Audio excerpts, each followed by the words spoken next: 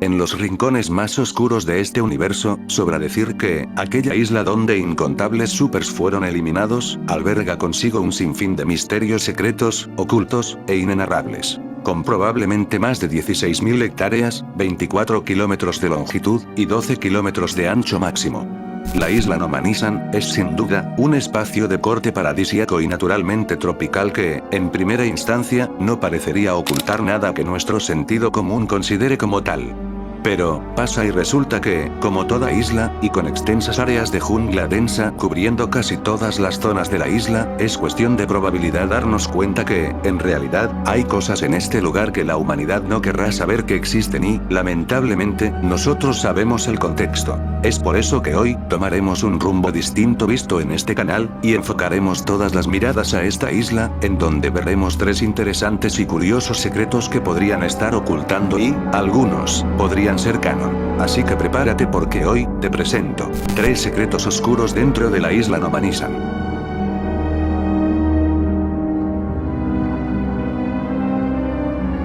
Definido, pero por favor, afrontémoslo. No eran los tremendos 3, era el tremendo 1 y 2 amigos, según Telescopio.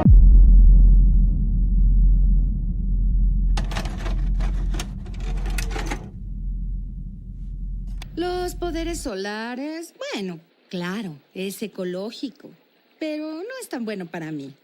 Limita mi habilidad, limita mi horario laboral, me hace ver como tonta si pasa algo de noche. Apogeo, la super que tenía poderes gravitatorios gracias a la energía solar, era sin duda una de las supers más poderosas de su generación, pudiendo incluso codear con algunos perfiles más pesados que ella. Pero, ¿cuál era su punto débil? Efectivamente y, como su nombre lo indica, su poder solo hacía efecto si el sol tenía una exposición considerablemente alta, por lo que si esto no era el caso, la efectividad de sus poderes menguaba hasta tal punto que limitaba enormemente sus capacidades como super. Con este poder, Apogeo, podría destruir a la mayoría de omnidroides creados por Síndrome, hasta incluso, si lograba darse cuenta que todo era un plan orquestado por este, hubiese destruido gran parte de las instalaciones y con ello, el mismísimo proyecto Cronos. Pero, contra todo pronóstico, la super terminó obliterada por la versión más letal y sanguinaria de todas, el Omnidroide V4. Ante esto, nos surge la pregunta: ¿cómo una super de tal calibre pudo sucumbir ante una versión lejos de las versiones más óptimamente capacitadas que se presentaron en la película de Los Increíbles? Aparte de eso, podemos asumir que, tal y como se vio en la película, todas las veces que Mr. Increíble acudió a la isla luego de haber aceptado la oferta de Mirage, transcurrían en horas del día bastante soleados, por lo que tal vez, todos los supers también acudieron a la isla con estas condiciones. Pero fuera de eso, igualmente, si Mirage le hubiese propuesto una misión de alto secreto en una isla y a una hora nocturna, las probabilidades de que Apogeo acepte son muy bajas, debido a la naturaleza de su poder. Por lo que, ante esto, y sabiendo que Apogeo seguía en la lista y que ella podía acabar con el Omnidroide V4 y, probablemente el quinto, Síndrome debió tener algún dispositivo tecnológico que logre inclinar la balanza hacia su creación. Y lo más interesante es que tal tecnología existe en la vida real. Para cambiar una zona en concreto de la isla y pasarla de soleado a lluvioso o neblinoso, existen algunas tecnologías aplicables para lograr esto. Síndrome, horas antes de llevar a Apogeo a la isla Nomanisan, para lograr estimular una zona en concreto de la isla y modificarla hasta tal punto que los poderes de Apogeo sean inútiles, pudo haber desplegado grandes cantidades de drones con dispersores de partículas. Los drones al liberar estas partículas, aumentan la probabilidad de que las nubes puedan generar gotas más grandes. Esto claro monitoreado y analizado previamente por Síndrome, eligiendo el día preciso en donde las condiciones climáticas de la isla puedan facilitar este experimento. Luego de esto, se implementarían instalaciones fijas en tierra, ya sean torres o antenas que funcionan de forma continua o mantienen una constancia casi regular. Estas estructuras sirven como generadores terrestres, algo como los drones pero a gran escala. De estas torres se pueden liberar partículas que lleguen hasta las nubes anteriormente monitoreadas, y así aprovechar el ascenso del aire por el relieve. Esto es muy útil en lugares montañosos y en islas volcánicas. Para terminar, y el elemento fundamental y clave para asegurar el cambio climático en una zona específica de la isla, sería la implementación de un sistema de observación meteorológica. Esto va desde radares meteorológicos locales, globos atmosféricos, sensores de humedad y viento, y modelos predictivos. Esto ayuda esencialmente para detectar los tiempos donde los sistemas anteriormente nombrados pueden influir efectivamente para cambiar el clima a uno lluvioso o neblinoso. A su vez, también ayuda a reducir el porcentaje de fracaso y recomienda ciertas horas anteriormente analizadas por el sistema de monitoreo para predecir con considerable exactitud el momento indicado para efectuar el proceso de estimulación en las nubes. Gracias a este minucioso y brillante sistema de modificación del clima, Síndrome pudo atomizar los poderes de apogeo, volviéndola totalmente inútil contra las características del Omnidroide V4, sentenciando su inevitable muerte, y sumando un super más a la lista oscura del proyecto Cronos. Si bien, esto nunca se nos mostró en la película, y tampoco en la wiki de este universo, el hecho de que Síndrome haya creado una operación concreta para estudiar el clima de la zona donde él quería que se llevara a cabo el combate con apogeo, y a raíz de eso, crear un sistema tan minucioso que radicaba en la estimulación y modificación del clima a nivel local para menguar los poderes gravitatorios de la super, es algo que probablemente Síndrome habría hecho, sin contar que el proceso y el plan llevado a cabo es algo bastante retorcido que solo personas del perfil de Síndrome podrían realizar. Por lo que el secreto del puesto 3, nos muestra que probablemente, Síndrome tenía la tecnología necesaria para cambiar el clima a nivel local, y así inclinar la balanza a su favor, para así, seguir extendiendo la lista de supers eliminados.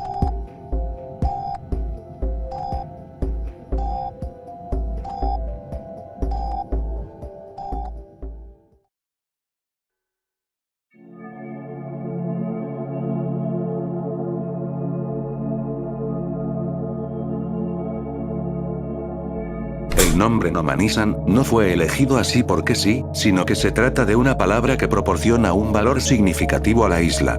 Este nombre es un juego de palabras en inglés que, pese a que hay unas cuantas interpretaciones, todas altamente válidas, la que considero más adecuada e intrigante es la que dice al español: tierra de nadie.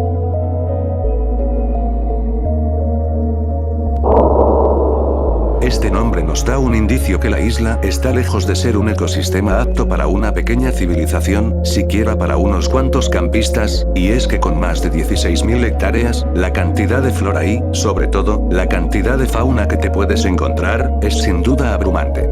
Pero, el problema no es la cantidad de especies y animales salvajes, sino, ¿qué especies exactamente habitan estas zonas? Y a raíz de esto surge una pregunta más profunda. ¿Estas especies son las que conocemos o, al contrario, son una especie de criptoanimales que no se han descubierto nunca, cuya apariencia y malicia son perversamente intolerables para las mentes más sensibles de algunas personas? Imagínate que un super llega a escapar de un omnidroide, ¿tú crees que realmente estaría a salvo? Y sí, algunos supers eliminados dentro de la base de Síndrome no hayan muerto por los omnidroides sino, por algunas de estas especies desconocidas. Tal vez, en lo más profundo de la densa jungla de la isla Nomanisan, habitan un sinfín de criaturas preocupantemente hostiles, de apariencia retorcida y, ¿por qué no?, de magnitudes igual o hasta más grandes que algunas versiones de los omnidroides. Quizás el nombre de esta isla no fue puesto así en vano. Sino que muy en el fondo, hay algo más que solo omnidroides, y por eso, recibió el nombre que durante tantos años llevaría como si de un pase hacia el infierno se tratase: tierra de nadie.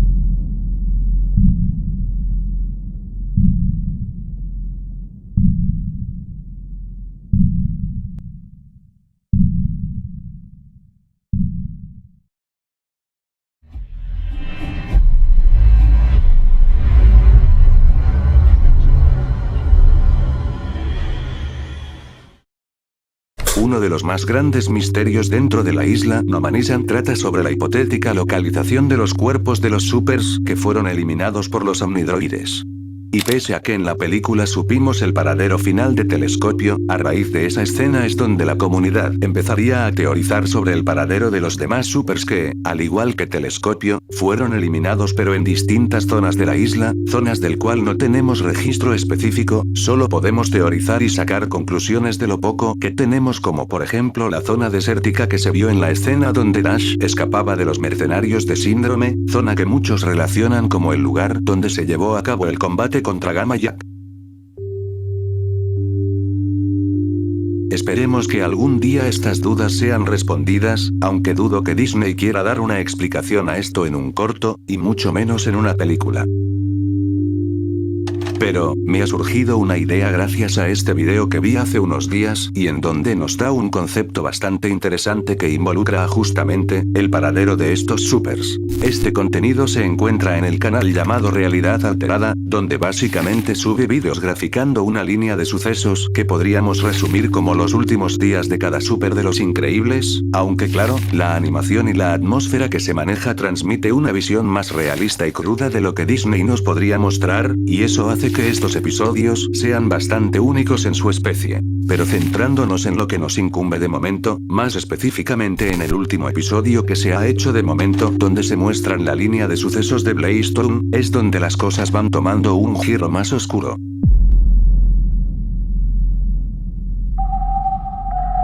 En la parte donde Blaze-Town, con heridas mortales, se arrastra por un conducto y logra percatarse de una rejilla que da a otra habitación.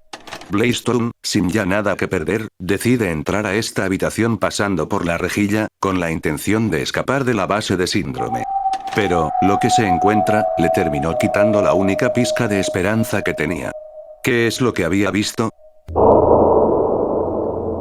Blaze-Town había entrado inconscientemente a una especie de salón de trofeos, en donde los trofeos iban desde cadáveres hasta restos de Universal Man, Psycho Wave, Everseer, Macroburst y Falange.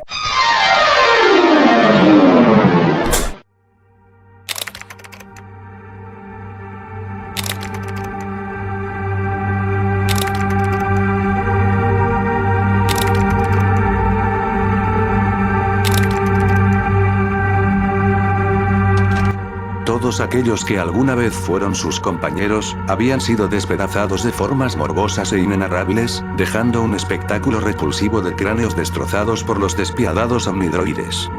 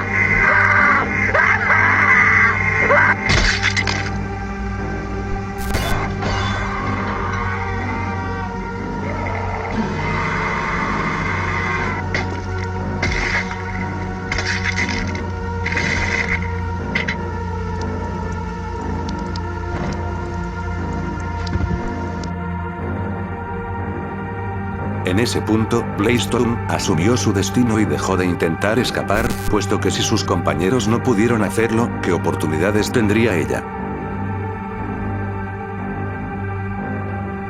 Aparte de eso, en la escena hay cráneos de otros supers de los cuales, canónicamente, no sabemos sus identidades y esperemos a que Realidad Alterada nos proporcione información sobre estos perfiles en concreto. Por lo que, uno de los posibles paraderos de la mayoría de supers que acudieron a la isla, ahora son un pedazo de carne disfrazado de trofeo, trofeos que Síndrome exhibe para él mismo, con el morboso fin de alimentar su oscura fantasía de un mundo donde no exista el concepto de super.